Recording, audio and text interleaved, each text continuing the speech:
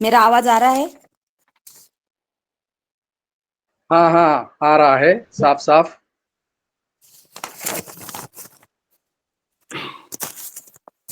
आइए आज के वचन की ओर बढ़ते हैं।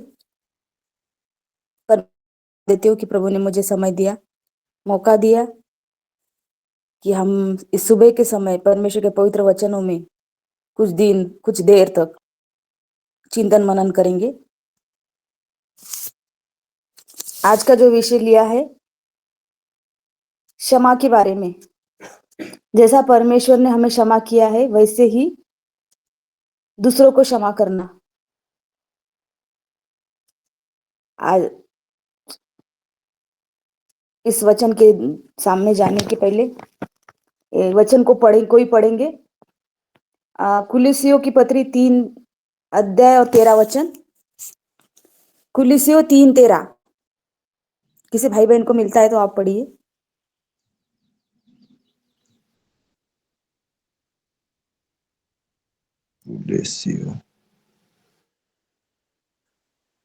बड़े राम बाबू राम जी, पास्टर जी। एक सेकंड भैया जी। मैं पढ़ूं? हाँ, पढ़िए पढ़िए पढ़िए। सब कुछ संगीता बहन या अनिता बहन, आप पढ़िए। ये सब पढ़ रही हूँ। 3 का 13 पढ़ना है ना सिर्फ? हाँ हाँ। Okay ma'am. और और यदि किसी को किसी पर दोष देने का कोई कारण हो तो एक दूसरे की सह लो और एक दूसरे की अपराध क्षमा करो। जैसे प्रभु ने तुम्हारे अपराध क्षमा किए वैसे ही तुम भी करो। हालेलुया।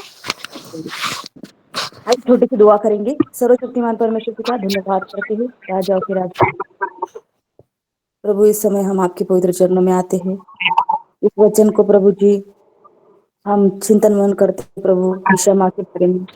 जो आप सिखाना चाहते हो प्रभु आज हमें बताइए प्रभु। आगे के समय को आपके हाथ में देते इस विनती की उद्धार प्रभु यीशु मसीह के नाम में मांगते हैं। उन्हें बड़ी दया से कबूल कीजिए, आमीन।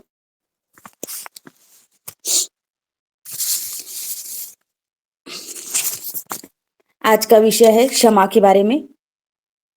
जैसा परमेश्वर ने हमें क्षमा किया वैसा ही हम एक दूसरे को क्षमा करें।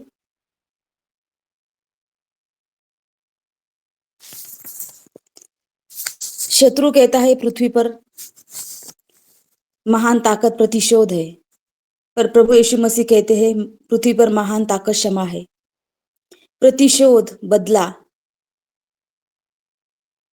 जैसा हम देखते हैं कि बाकी लोग कहते हैं, गैर मसीह गैर विश्वासी लोग कहते हैं कि बदला लेना, जिसने जैसा किया उससे वैसा व्यवहार करना।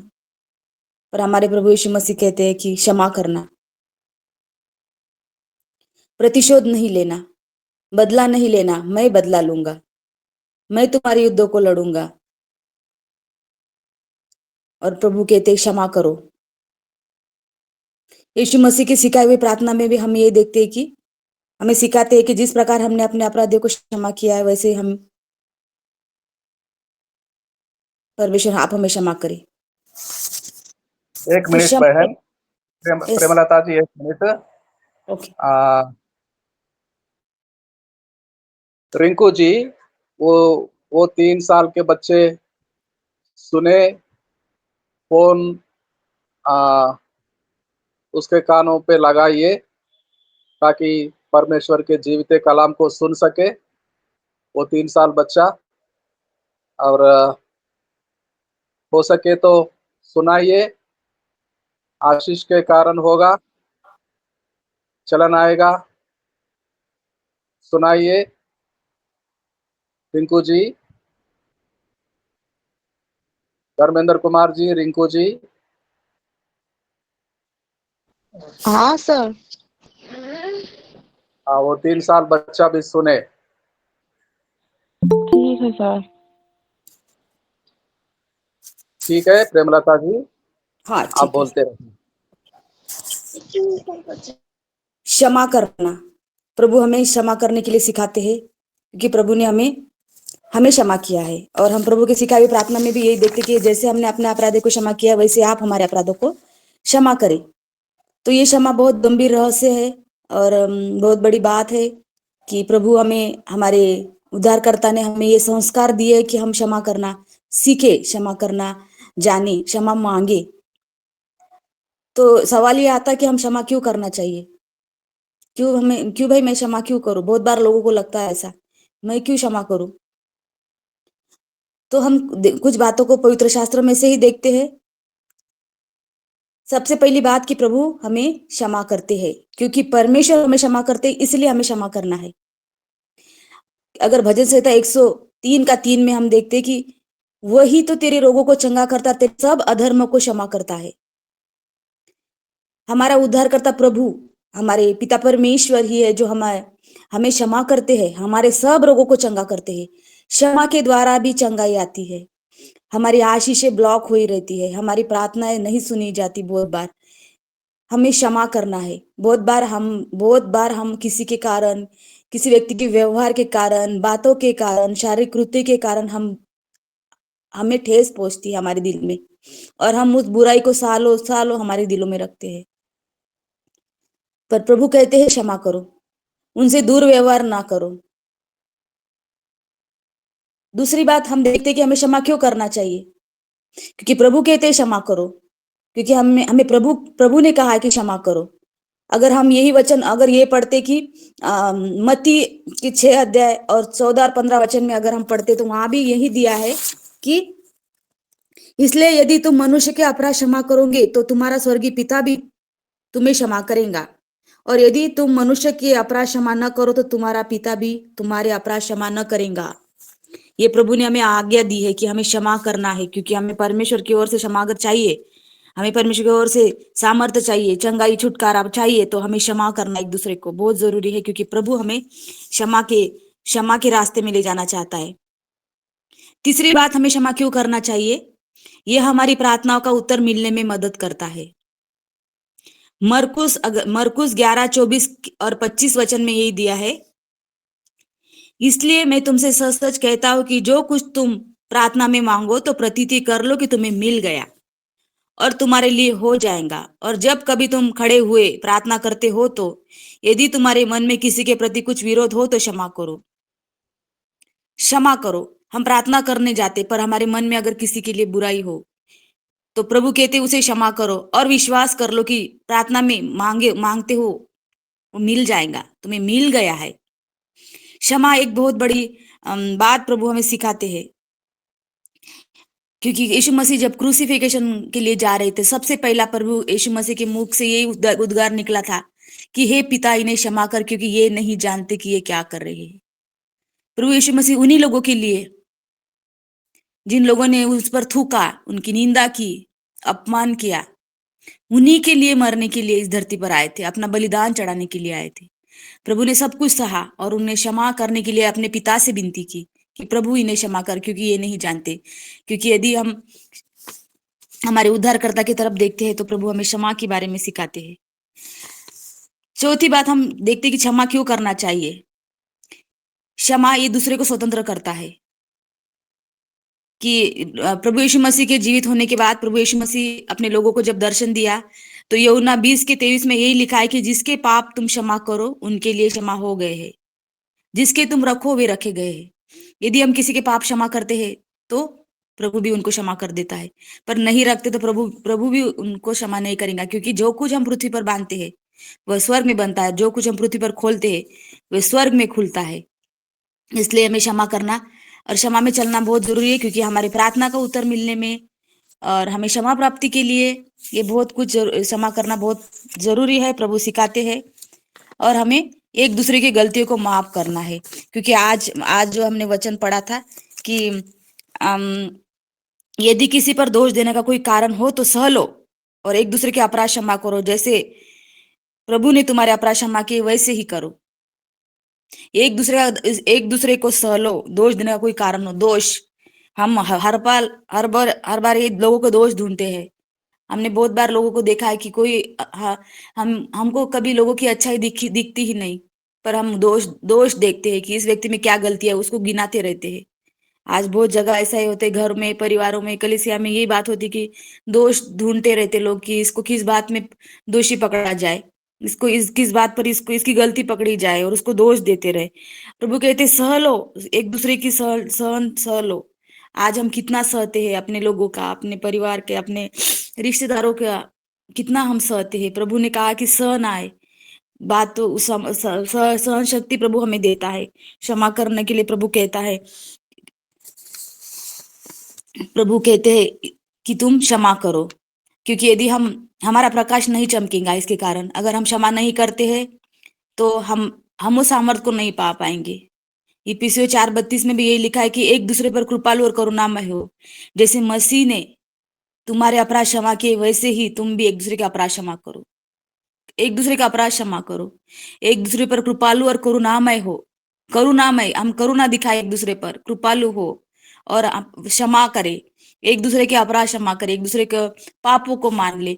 याकूब की पत्री में भी ये लिखा है कि यदि हम एक दूसरे के सामने अपने अपने अपराधों को मान लो और प्रभु के द्वारा वो चंगाई को प्राप्त करी, जो आत्मिक चंगाई है, शारीरिक चंगाई है, उस चंगाई को हमने पाना है, तो प्रभु कहते हैं कि तुम पहले क्षमा करो।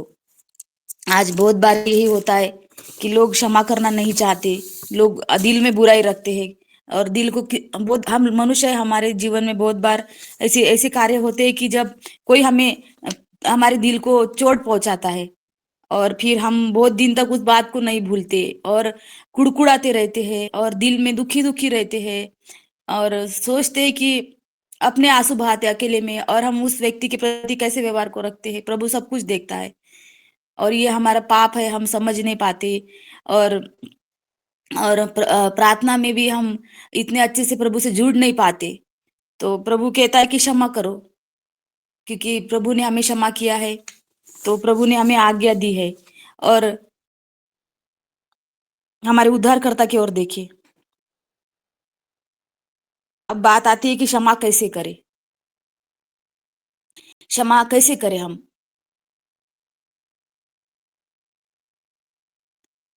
पहली स्टेप लेना है कि प्रभु यीशु मसीह के सामने अपने दुख दर्द को रखे, अपनी मन की बातें परमेश्वर से खोल कर कहे, अपने दुख दर्द को, जो भी हमारा दुखी है, हम जिस बात के कारण हम हमारे दिल को ठेस पहुंचती है, हम दुखी है किसी के कारण, तो प्रभु के सामने जाके मन को खोल कर बात करे।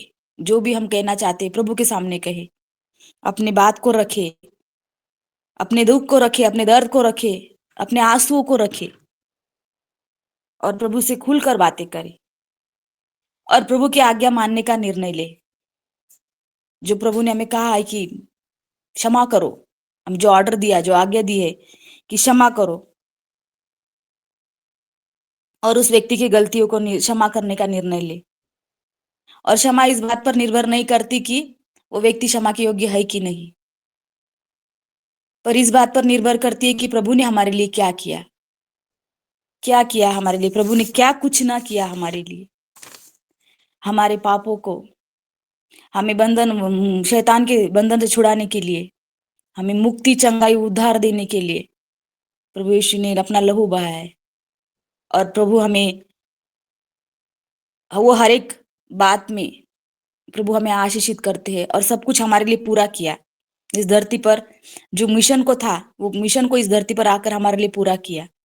और फिर हम क्यों दूसरे के लिए क्षमा ना करें, क्यों दूसरों को माफ ना करें, क्यों दिल में कुड़कुड़ाए। यदि कोई हमारे दिल को ठेस पहुंचाए तो हमें ये सोचना चाहिए कि प्रभु ने हमारे लिए क्या क्या किया।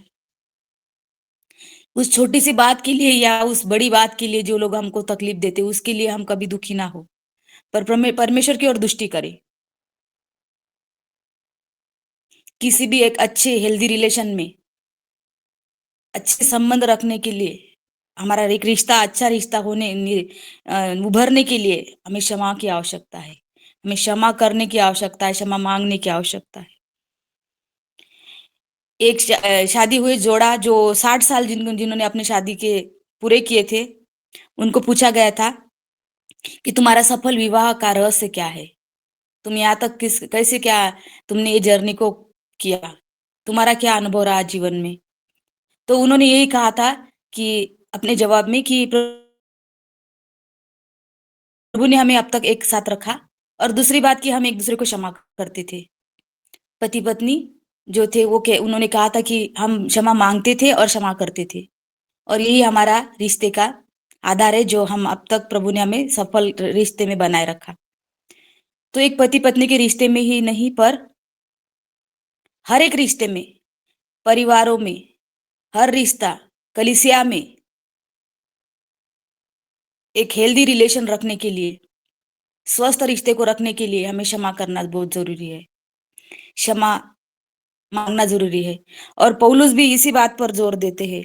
हमने कुलिसी के पत्र में भी यही पढ़ा कि सह लो, एक दूसरे को क्षमा करो, दोष न दो। कोई कारण हो तो, अगर दोष देना कोई कारण भी हो तो उस दोष देना के कारण को भी सह लो। और कलीसिया में एकता के लिए पौलुस इस बात को जोर देता है। लोगों में, परिवारों में एकता के लिए पौलुस भी इस बात पर जोर देते हैं कि तुम एक दूसरे की सुन लो और क्षमा करो, क्योंकि मसीह ने तुम्हारे अपराध क्षमा किए हैं। प्रभु ने हमें क्षमा किया है, इसलिए हमें क्षमा करना चाहिए। और हम देखते हैं कि हमारे उद्धारकर्ता को भी किस रीति से सताया गया, किस रीति से उनका छल हुआ, और उन्हीं लोगों ने उन पर थूका जिन लोगों के लिए प्रभु यीशु मसीह क्रूस पर जाने वाले थे, उनके लिए प्राण देने वाले थे। और यीशु मसीह ने क्रूस की मृत्यु सह ली, उस दर्द को सह लिया, वो भयानक दर्द को भी सह लिया, और प्रभु को तीसरे दिन हमारे परमेश्वर ने, पिता परमेश्वर ने जीवित किया। उसी प्रकार एक विश्वासी को भी प्रभु जीवित करेगा। जिस रीति से पिता ने प्रभु यीशु मसीह को जीवित किया और सब कुछ प्रभु के हाथ में दिया, स्वर्ग और पृथ्वी का सारा अधिकार प्रभु ने हमारे उद्धारकर्ता के हाथ में दिया, और वो महिमा दी, और सब नामों में श्रेष्ठ नाम दिया, और सब कुछ उसके हाथ में कर दिया, सामर्थ्य दी। तो उसी प्रकार एक विश्वासी को भी, जब एक विश्वासी का सताव होता है, परमेश्वर कार्य करने के कारण जब उसका सताव होता है, जब उसकी निंदा होती है, जब उसको बुरा लगता है, और जब उसको बुरा भला कहते हैं, और जब वो विश्वासी इतना टूट जाता है, बहुत जगह मसीह लोगों का भी सताव होता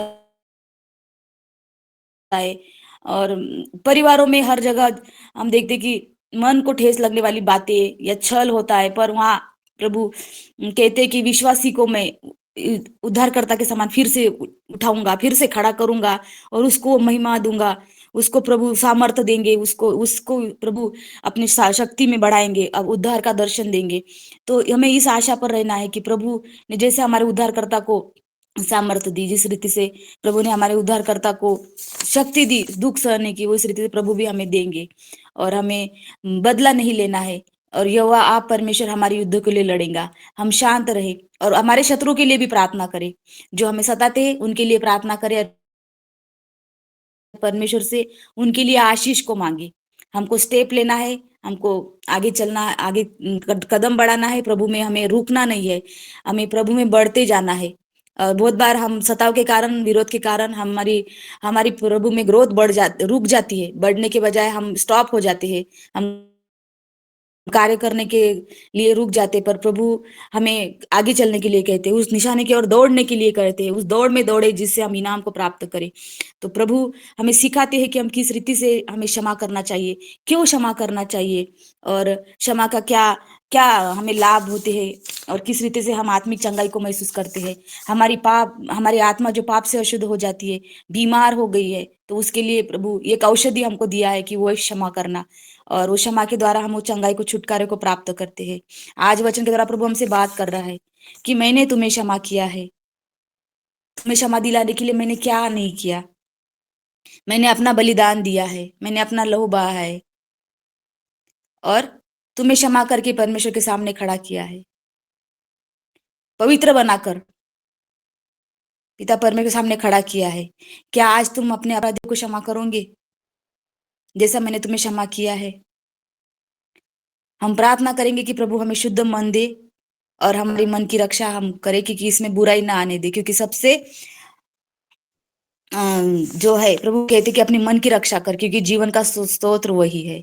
प्रभु हमें शुद्ध मन दे, और हमें क्षमा की आत्मा दे, और हमारे आचरण में भी ये क्षमा दिखाई दे, हमारे व्यवहार में भी क्षमा दिखाई दे, क्योंकि वचन कहता है क्योंकि इन बातों के कारण हमें हमारे मन को अशुद्ध नहीं करना चाहिए। धन्य है जो मन के शुद्ध है, क्योंकि वे परमेश्वर को देखेंगे। हम मन की शुद्धता के लिए और परमेश्वर को देखने के लिए, हम जब मन को शुद्ध रखेंगे तभी हम परमेश्वर को देखेंगे। और हमें परमेश्वर से क्षमा प्राप्ति हुई है, हम अपने अपराधों को मान लेते हैं, तो प्रभु हमें क्षमा करते हैं। और प्रभु ने हमें जो आज्ञा दी है कि क्षमा करो, क्षमा में चलो, हमें भी क्षमा करना है, और हमें क्षमा में ही रहना, क्षमा करते हुए क्षमा का जीवन जीना है। पतरस भी यीशु मसीह के पास आके कहते कि प्रभु, मेरा भाई यदि मेरा अपराध करे तो मैं उसको कितने बार क्षमा करूं? 3 बार, 7 बार? तो प्रभु यीशु मसीह उसको उत्तर देते हैं कि 7 नहीं वरन 7 के 70 बार तू उनकी क्षमा कर, क्योंकि 70 जो है हमारे जीवन को जीवन की आयु को दिखाता है। तो जब तक हम जीवित है, जब तक इस धरती पर है, हमें क्षमा ही करना है, हमें क्षमा में चलना है। और प्रभु हमें क्षमा के लिए सिखाया, क्योंकि बहुत बड़ी आशीष है क्षमा के द्वारा मिलती है, एक नम्र हृदय। और जब हम विनम्रता में चलते हैं तो हमें इस क्षमा का स्वभाव ऑटोमेटिक आ जाता है। क्षमा हमारी एक रेगुलर हैबिट हो जाती है कि हम किसी के प्रति हमारे दिल में कुछ विरोध नहीं रखते। हम किसी के प्रति हमारे दिल में अगर विरोध नहीं रखते हैं तो हम एक हेल्दी रिलेशन को मेंटेन कर पाते हैं। हमारे दिलों में बहुत बार बुराई आती, तो हमें इस बुराई को नहीं रखना हमारे दिल में। आएंगी बुराई आती है, मनुष्य है, अपने प्रभु से अपने मन की बातें खोलकर उस बुराई को हमारे दिल में सकना है, क्योंकि प्रभु हमें क्षमा देने के लिए क्या नहीं किया, उस बात को स्मरण करना है। इस वचन के द्वारा प्रभु आपको और मुझे आशीष दे। आमीन। आमीन आमीन। क्षमा, एक दूसरे के सह लेना बहुत बड़ा ताकत होता है। सहना और क्षमा करना खुदा का देन है। क्षमा करना खुदा का स्वभाव है, परमेश्वर का स्वभाव है, मसीह का स्वभाव है। हम सब पापी थे, परमेश्वर के विरुद्ध न जाने कितने कितने पाप किया है। फिर भी एकलौता पुत्र बनकर मसीह हमारे पापों को सह लिया, हमारे दोष को सह लिया। बड़ा सुंदर सा संदेश सुना हमने। भजन संहिता 103 में 3रा वचन में साफ साफ लिखा गया है, वो सारे दोष को क्षमा करता है, सारे रोगों को चंगा करता है, सारे बीमारियों को चंगा करता है। जिसने क्षमा करता है उसके लिए सारे रोग बीमारी चंगे हो जाती है। यदि बीमार पड़ जाते हैं, हम परमेश्वर के दास हैं, क्षमा को सिखाने वाले हैं, लोगों को, दुनिया को, संसार को प्रचार करते हैं। अगर हम ही किसी को क्षमा नहीं कर पाएंगे तो हमारा क्या होगा? बीमार से दबे जाएंगे। अगर किसी का दोष क्षमा नहीं करते, परमेश्वर के स्वभाव को स्वीकार नहीं करते, तो हमारा क्या होगा? संसार भर में क्षमा के गंभीर गंभीर उपन्यास देते हैं, तो हम किसी के दोष को क्षमा नहीं करेंगे तो क्या लाभदायक होगा? कोई लाभ नहीं मिलने वाला, कोई बीमारी से छुटकारा नहीं मिलने वाला। यदि हम औरों को दोष क्षमा करते हैं तो हमारे सारे दोष क्षमा हो जाएगा। परमेश्वर के संतान निजी संतान बन सकते हैं सह लेने से। सहन बहुत बड़ी शक्ति है, बहुत बड़ी शक्ति है। सह लेना। पतरस सवाल करता है, पूछता है अपने मसीह से, कितने बार मैं क्षमा करूं? 7 बार? 7, 70 बार? मैं गिनती में, हिसाब किताब में कमजोर हूं। आप खुद ही जान सकते हैं यीशु मसीह एक दिन कितने बार पतरस से कहा क्षमा करना चाहिए? एक बार, एक दिन। सूरज निकलने से पहले, सूरज निकलता है और शाम होने से पहले एक दिन। हिसाब जोड़िए, कितने बार क्षमा करना पड़ेगा? अपने चेले को सिखा रहा था मसीह। 1 बार, 2 बार क्षमा करते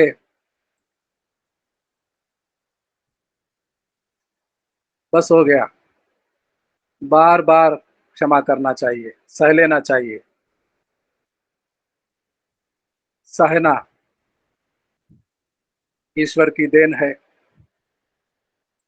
सहना खुदा की शक्ति है।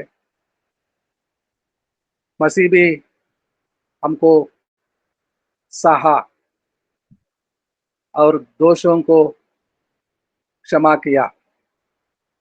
बीमारी अवस्था में चंगाई मिला। सह लेना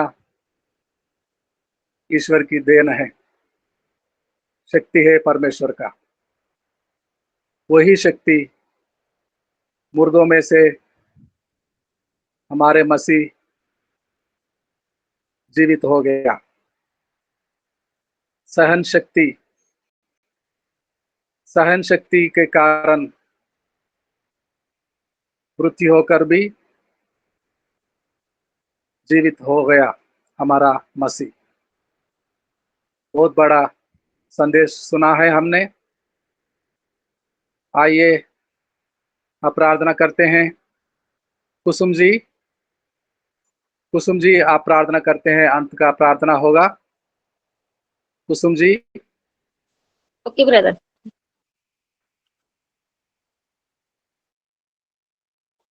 ठीक है, सभी को जय मसीह।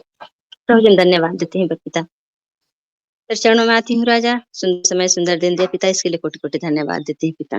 जो भी वचन हुआ पिता, परमेश्वर के आशीष के कारण हुआ पिता, इसके लिए हम कोटि कोटि हम धन्यवाद देते हैं कि जो बहन ने